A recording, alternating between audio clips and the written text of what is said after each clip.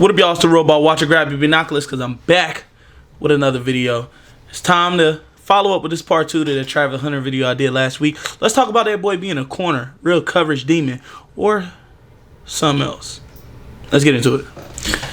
JC jersey on. We ready to talk about some DB coverage today. Let me move my chair. Anyways, let's go ahead and jump right into it. We already did his measurables last week. I have him up on the thing. What is it? 6'1", 180. We feel like he capping. Really good wingspan, though. I'll throw that out there. But anyways, 2020 suit, back when he was at JSU playing at a lower level of competition, D1AA, I want to say. 8 games or 9 games, one or the other. You know how it is with the HBCU stats. We couldn't find the right stuff. 20 total tackles, 15 solos, 5 assisted, 2 interceptions. Couldn't find the correct amount of pass deflections, so I didn't even put it up there. Last week, we already know that he went to Colorado with Prime, Shador, and all them. 9 games, 30 tackles in total, 22 solos, 8 assisted, 3 interceptions, 5 pass deflections. Doing that while playing both sides of the field. Doing that after missing a couple games because of injury. Really good year as a corner last year. Also a really good year as a receiver. He was low-key hooping last year. But let's get into the strengths. This one shouldn't be so long of a video because we covered a lot of stuff in the last one. But let's get into the strength. I know I'm looking crazy. I need to reach this in the cut, but it's okay. We're here to talk about some football. Anyways, first thing we're going to talk about, let's just go ahead and knock it out the way since we talked about it in the receiver video. Ball skills galore. We know he has great, strong hands. We know he has ability to reach outside his frame, catch all of that. All the stuff that's a positive for a wide receiver in the last video. If you haven't seen it, go watch it. It'll be linked in the description and on the little title card at the end. All of the stuff that makes him a great receiver when it comes to his hands, playmaking ability, things like that. It goes over the corner. He's going to be able to make plays at corner if you target him and he's in position to make a play. Moving on. Really good feet. This also we talked about with his receiver, with his footwork and his route. It translates over to him at DB. He has really good and also patient feet. It was very rare that I've seen him getting beat on releases, or I see him getting faked out or kind of routed up. I mean, of course, sometimes he loses here and there on a slant, but that's for issues that we can discuss later in the video. But he has really good patient feet, really good footwork, really good technically sound feet also. And he has the foot speed to keep up with a lot of guys, regardless of whether they're a taller, slender, kind of bigger receiver, or a smaller guy who's much more agile, and things like that. But really good patient feet. And I've seen him go up against a lot of good receivers like Jacob Cowing, Terrell, whatever bro name is for McMillan, or whatever his bro name is for Arizona.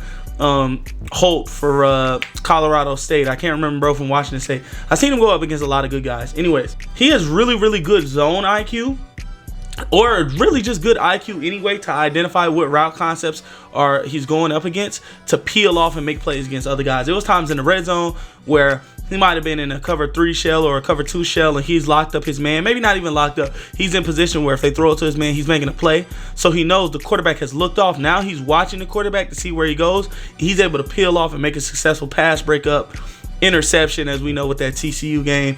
A lot of things that kind of helps the offense in the red zone, but not just the red zone. Even in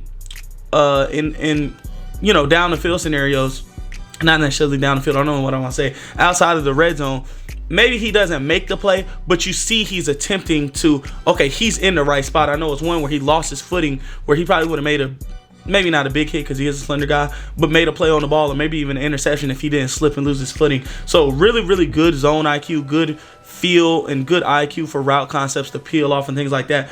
Also, I think maybe if you were to put him at safety, I think he would have good to great play because of his IQ and because of his ball skills, his reactive ability, things like that. That's something that we can cover in a minute, but I really think that's a thing to watch because of how slender he is, how small he is. Maybe you don't want him going up against bigger body receivers. Maybe you put him at safety and use those ball skills and that IQ to create turnovers for your defense. You know, just something to think on. Moving on. He has enough speed to cover deep. I've seen plenty of, I know last week I said he doesn't have any blazing speed like that, and that might have worried people about, okay, let's see if he is playing a guy with really good speed. Jacob Cowing ran 4.3. He was running with him stride for stride. Like I said, he has good feet, so he's not usually beat and stacked a lot when it comes to the release at the route and things like that. And he has enough speed to keep up with these guys, stay in the hip pocket, and make a play on the ball because of the good ball skills he has. So I'm not necessarily worried. He's not like a zone corner guy where you have to play off coverage. He played a lot of press. Like most of the snaps I see him play was in press coverage, and that wasn't necessarily him playing off zone or things like that. He was in a guy's face, whether it was man or zone, in a guy's face, just playing really, really good and keeping up with guys no matter what their speed was. He played some slower guys, not necessarily slower, but some regular speed guys and faster guys. Apologies if you hear my dog barking. I'm not sure what's wrong with Mooney. But really good speed to cover deep or to run with guys, period. Next thing I want to talk about, he has a competitive mentality when it comes to the catch point. I know he's a slender guy. I know last week we talked about him improving his play strength, things like that. But just how he's competitive, what I talked about last week at the catch point or in contested catches where he can contort his body and make a play, things like that, and come down with it while he's getting pushed around. He's still competitive at the catch point. I mean, he's not soft or anything like that. He's not going to be, he will be pushed around because he's kind of small, but he's not going to be timid to go up at the catch point and just try to secure a tackle and thing like that. No, he'll go up and try to break up the ball. He'll go up, try to take the ball away from you and make it a fight for you to hit the ball. It's not going to be super easy going against Travis just because he's small. Whether it's coming back to the ball, whether it's downfield, whether it's a shorter route, things like that, he's competitive, and with the ball skills he's have, really competitive at the catch point. And that's what you want to see. You want a guy that's kind of like a James Bradbury where, yeah, he's good coverage, but then whenever it's time for the ball to get there, he's not breaking it up, he's not turning his head, he's not making a play on the ball. You don't have to worry about that with Travis. Really, really good competitive mentality at the catch point. I love that watching him. I think that's a little bit of that receiver background and him helping him out. But also, I want to say good recovery and route squeeze. The times that he may have got beat or a receiver may gain a step on him, he's shown the ability to get back in phase and squeeze that route down his zone. We talked about that a lot last year when we were covering corners, having that zone squeeze to where, yeah, a guy may not be running a route, or you might have got beat maybe by a step, maybe not even beat. A guy just has space in between you. You want to close that gap. You feel me? You want to close that gap so when the ball does come, you can make a play on that ball. He's shown the ability to, hey, I'm going to go ahead and get downhill on this crossing route to close this gap. So if he does throw it, I'm going to make a play on the ball. Hey, this guy, I'm in off coverage. This guy ran a slant. I'm going to come down hard. So whenever I can get at this receiver's hip pocket, whenever the ball comes, I can make a play on it. Downfield, oh, this guy kind of beat me inside on the post. He has a little bit of leverage on me. I'm going to squeeze down hard, get right up under him in his hip pocket, undercut this ball, make a play on it. And now this is where we start talking about him being a safety. This shows that if he were to move to strong safety, maybe not because his tackling skills, but free safety, hey, if you need this guy to guard a guy in the slot, you need him to pick up on a zone or pass off a zone, he has the IQ and he has the zone squeeze to be able to do that, and he has the ball skills to make plays from that. And he has the speed. I don't know. He has a lot of good safety traits. I thought this last year when I was just watching him on the broadcast, but even on the film, I'm saying, yes, he can play corner. He is a corner. He's a good corner. But I'm also thinking if he wants to translate the safety, I think it could be a really, really good fit and maybe a little bit more productive from him because of his ball skills and taking advantage of things like that. Because, you know, as a corner, if you're shutting down that one side, they're not going to throw at you. But as a safety, when you're covering kind of the middle of the field or you're helping over top, things like that, you can make a play on the ball because the defense can't necessarily throw away from you if you're not guarding someone. You're just being a safety blanket for the whole defense. Good range, good speed, good ball skills. Sounds like a good safety, kind of like a Jesse Bates. IQ also, you know, sounds like a Travis. But anyways, last thing I want to talk about, good, matter of fact, I already talked about it, good range and good trigger. I talked about how he's able to squeeze down on routes, how he's able to make plays on the ball. With that zone IQ, wherever he's able to peel off, things like that, he's shown good range to cover ground quickly. So this kind of goes more into him playing safety also. I think putting him at a free safety, maybe not a single high so far, but in a quarter system where he can play free safety, in a cover three where he has a deep third, and he's able just to blanket the defense and kind of ID route concepts with the full offense, the full offense in front of his eyes. He can see the route combos. Oh, there's going to be a post right here behind this dig or something like that. He would be super, super dangerous. Think of how good Jesse Bates is with his ball skills, how he's able to trigger down, he's able to IQ, he's seen a whole bunch of route concepts and get down on the ball, or Justin Simmons. Really, I think he has that ability. That's just me. Will somebody play him at safety? I don't know. Maybe not. Will somebody play him at corner? Probably. But I think if he's going to choose the defensive side of the ball, because y'all already know I talked about it, I don't think he should necessarily play both. I think he should play a main role. And maybe if you want, get him some snaps on the other side of the ball, but mainly be a DB or a wide receiver. if somebody put him at corner, I think he'll be a good corner. I think he'll be I don't know if he'll be elite corner, but he'll be a good playmaking corner and a good cover corner. If you put him at free safety, I think his upside is immense. Like top 3 safety in the league upside when it comes to playing safety. Or when it comes to at least coverage as a safety. I won't say it comes to playing safety in general, but at least coverage as a safety, I think he could be a top 3 cover safety and playmaking safety. But let's go ahead and get to the stuff that's not necessarily his game. Now, when it comes to stuff that's not necessarily Trav's game, let me fix this camera. I feel like it's tilted. Y'all let me know. Come to the stuff that's not necessarily Trav's game. I'm not going to cover the stuff that I covered last week that's kind of intangibly sad, you know, splitting reps at both positions that could, you know, hurt his development at one or the other. Not going to talk about his injury concern because of the snaps he plays and his slender frame, because I already said that last week. There's no need to be redundant. But I do want to talk about the stuff that kind of translate to both sides of the game, but for different reasons. First thing I want to talk about is his play strength. And the first thing I want to talk about is his play strength and coverage. Bigger body guys like Mike Evans, DK Metcalf, guys like that, it's gonna be bad for him, I think. Kind of like how Emmanuel Forbes was just getting bodied by AJ Brown in that one game. I could see a world where it's like that for Travis against those bigger guys if he doesn't add muscle and play strength to his frame. You can be in phase. You could have good coverage. You could be playing the best coverage ever, but because you're so small, you're so slender, a guy will just out-muscle you out of the way legally and catch the ball downfield. It happened to Emmanuel Forbes freaking 4 times in his rookie season, that game against the Eagles where he got benched. I mean, that's just the way it is. You got to have at least a little bit of play strength to play against these bigger body receivers, guys like that, guys like Mike Evans, you feel me? But that could be an issue. But also, I talked about his competitiveness at the catch point, which I do think he's competitive. But being competitive don't mean you're great. He's small. I mean, guys, we've seen him in the red zone where guys are snagging one-handers over him on goal line fades. We've seen him, routes downfield where they just throw it up and they put it on the back of his head and the receiver snatching it off his head and he's just sitting there helpless with his arms up. We've seen him lose at the catch point on slants, get the ball wrestled away from him from bigger body guys and not even necessarily super big guys. I mean, Torrey Holton, he's a skinnier guy to me also. He's not super skinny like Travis, but he's not some big body dieseled up receiver, and he was just killing Travis in that game against Colorado State. So that play strength is going to be a liability in coverage and at the catch point. Maybe not such a liability like Emmanuel Forbes where he has to get benched or he's going to be a bust or something like that. But you're going to want to improve his play strength. You're going to want to get him in the gym, add a little muscle, add a little core muscle, add some grip strength, things like that. So he's better in coverage. I mean, because it could get real bad. It could get real bad. But moving on, he's a tackle liability. It's simple as that. I mean, he doesn't have a lot of strength. It's also like on the opposite end of the spectrum on offense where, hey, if they get hands on him, it's wraps for him. If a blocker gets hands on him, it's probably wraps for him. Whenever it comes to gang tackling, group tackling, getting in there, he doesn't usually want to get in. But even when he does, I mean, it was ugly. It's one play that I'm speaking on specifically. It was like, man, this looked like, when adults playing football in the living room against toddlers on Thanksgiving. He's just running through them. They're just falling off his leg. That's how Travis looked. He looked like one of the toddlers on that play. I'm going to play it for this part.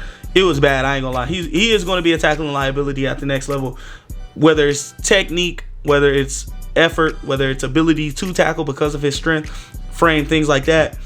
Even whenever you kind of give him a chance to light somebody up, I don't see him doing it a lot. Or I didn't see him in the 4 games I watched. I didn't see him doing it. And, that could speak to the mentality of maybe he just doesn't have that I want to go hurt somebody mentality, which you got to have on defense, which is fine because he's a corner, maybe safety.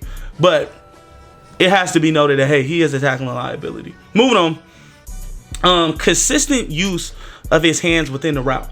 Now, I talked about how he's impressed most of the time. Like whenever I was watching him play, he's up in the receiver's face. He's not playing super off-zone covers, things like that. Even when the opposite corner is playing off-zone, Travis is up in that guy's face in his grill like, all right, let's get it, which I love. And I talked about his competitiveness, his edge at the catch point, even in the route, things like that. He plays with a competitive edge, but he doesn't use his hands a lot in the route. Now, you don't want him to be grabby, because that gets you penalties. But I would like to see him do more of those subtle things where his hands is in a guy's hip, his hands over a guy's kind of waist, so their arms are kind of, it slows them down because their arms aren't pumping. Things like that. It's subtle things that you do as a DB that slows your receiver down. You put your hands on them, they can only go as fast as you want them to. Also, you put your hands on him. He has a knack for looking back at the QB, which is why I also think he can play safety, because he likes having his eyes on the QB. He has a knack for when he's in zone, looking at the QB and kind of running with the receiver. And sometimes, especially with deep threats and faster guys, he can get lost because his hands isn't on the receiver and there's just too much ground to gain, and now he's beat over top. Happened against Washington State. I want to say it happened against Torrey Holton also in that game. But yeah, I just want to see him use his hands within the route more. I mean, I told you he's not blistering speed. So when you get a faster guy like the guy against Washington State, you want to put your hands on him. Hey, you can only go as fast as you want. Or when you're keeping your eyes on the quarterback in zone, you want to be able to have your hand on him. So, hey, I know where this guy is going. Kind of use your hand as a guide hand. Hey, he's going here, I'm about to go left. He's going here, I'm going to go right. So you don't lose him within the route. Also, it just helps with the physicality and kind of making the receiver uncomfortable. If you're just letting the receiver run, that's why whenever they do 7-on-7s or things with no pads, the offense always has the advantage because the receivers are just giving free releases they can run. It's not the same as when you get pads and you're be able to thump up on them. Whenever a guy is just running freely, he's much more comfortable in his routes. He's much more dangerous. Putting your hands on him, getting in his hip pocket, slowing him down, making sure he can't pump his arms all the way, hand fighting throughout the route, things like that will help. Not saying he doesn't do it. I just want to see it happen more consistently. And whenever he gets his play strength up, that'll really, really be an asset to his game. But that's the only things I could really say for stuff that's not his game when it comes to being a DB coverage. I like Travis, man. I really do like the guy. So we'll see what he can be. We'll see where he gets drafted. But I like him, man. Hot take, I think he might end up being a better or more higher upside prospect at safety if you move him to safety. But I think he'll be a pretty good corner too. But let's get into his player build. All right, so let's talk about his player builder. Yeah, let's talk about his player builder. I know last week I talked about introducing roles that you would want them to play in. I think Travis can be a number one corner. I think he'd be a number one corner, but you want him to be a opposite to a guy who's kind of a lockdown, maybe not even lockdown, but a guy that is always in phase. You want to throw away from that guy so Travis can get more targets towards his side and make more plays on the ball, things like that. So he can be a number one corner. Maybe it would be even like an elite, maybe the best number two corner in the league if he was one. Like, think of, as Panthers fans, think of J.C. Horn on one side, but then you have Travis Hunter on the other. You get what I'm saying? Or if you're a Broncos fan, Pt2 on one side, Travis Hunter on the other. Something like that. That would be literally maybe the best corner duo in the league. But he could still be a number one. I don't want to say who I'm thinking of that is also a number one corner because that kind of gives it away. But anyways, let's get into his player builder. All around playmaking DB. Simple as that. I told y'all I think he can play safety. I think has much more upside at safety. And I think he can also play corner. I don't think he's bad in zone. I think he's great in zone. I also think he is really, really good and really good technique while in man. And he likes playing in man. So that's where the all-around aspect comes from. And in playmaking, we already talked about his ball skills. His being able to track the ball as a receiver, kind of make a competitive catch, contort his body to make acrobatic catches, things like that. All that will translate over to him at DB. And or corner safety, whatever you want to call it. And he'll be able to get his hands on the ball, get a lot of pass breakups because of those same things. He's simply that good. He's just a playmaker. DB, like I said, he's going to be able to play safety or corner in my eyes. My thing is, when it comes to his, I kind of messed up the shades of because I want to add a safety shades of. And I kind of already told y'all, Jesse Bates. I think Jesse Bates is the best safety in the league. He uses his IQ and his quick trigger and strong playmaking abilities to simply just trigger down on things and make plays on the ball. The best free safety in the league. I think Travis can do the same thing. I think he has enough IQ to identify where the quarterback wants to go with the ball, how he's trying to manipulate him, identify the route concepts. He knows that this is going to be a backside dig that the quarterback has come through. I think Travis Hunter has the ability to trigger down fast enough and also just be a step ahead of the offense, trigger down and make an interception on those plays. He's shown it in spurts, maybe not to the extent of Jesse Bates and how much field Jesse Bates covers, but he's shown it whenever he's peeling off of routes, he's peeling off of zones to get interceptions, get pass breakups, things like that. So that's where I think the shades up for Jesse Bates come from now. But at corner,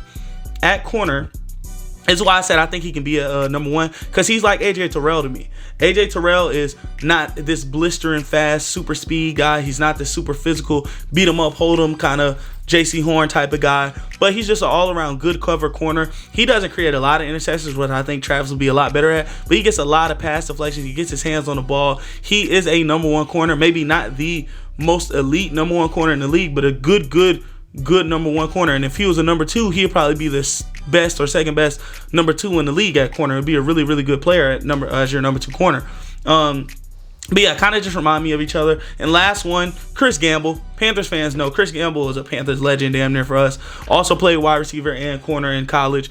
He was able to get his hands on the ball a lot. He was able to get a lot of interceptions. Overall, good, solid, better than solid, really good cover corner, things like that. Also was good in the run game. But Travis isn't going to be able to do that. But when it comes to Travis, man, my dilemma is, do I think he's a first-round receiver? Probably not. As from the tape last year, maybe this tape is so much better this year that I say, yeah, he is. Do I think he's a first-round corner? Probably not. But if he is, it's more back of the first round, which I would not be mad at. Do I think he's a first-round safety? Yeah, I would take him within the where Derwin James went. I think Derwin James went 16. Kyle Hamilton went like 13 or 14.